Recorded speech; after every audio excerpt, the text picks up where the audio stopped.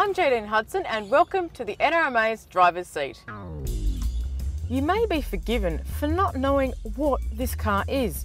Suzuki has built its reputation on two key models. We all know the Swift and the Vitara. So what exactly is an SX4? It looks like an SUV, but it's the size of a small hatch.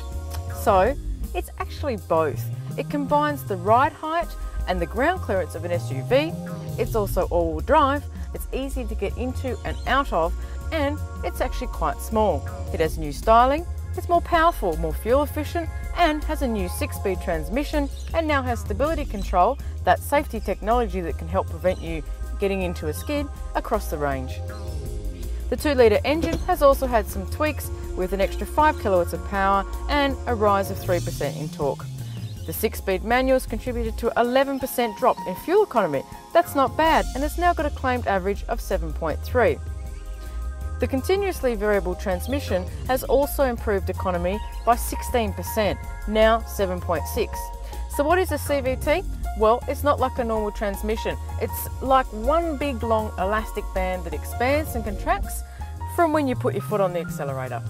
So essentially it drives like an automatic, however it doesn't actually have an automatic gearbox. The suspension in the SX4 is a little underdamped, it's firm and it can actually be quite harsh on some roads, and just rolling along here it's actually quite noisy in the cabin. The suspension is also noisy, so yeah, look, it's not the worst we've experienced, but it's definitely not a benchmark in interior cabin quietness. The engine gets along okay, but it needs a little bit more oomph for when you're overtaking. One of the key differences with the SX4 to a regular hatch is switchable all-wheel drive, which means at the flick of a button, all 4 wheels drive the car.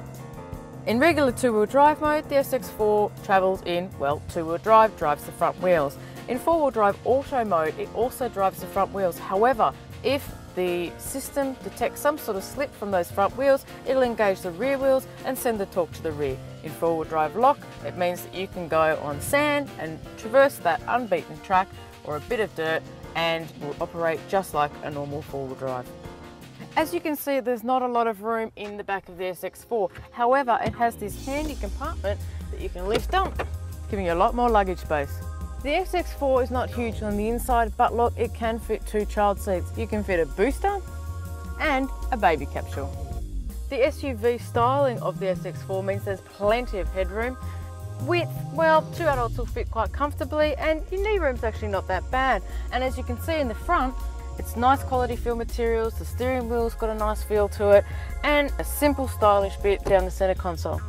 Prices for the SX4 hatch range start at $24.90. That's for the 2-wheel drive version only. The model we're testing today is the all-wheel drive CVT, which starts from $25,490.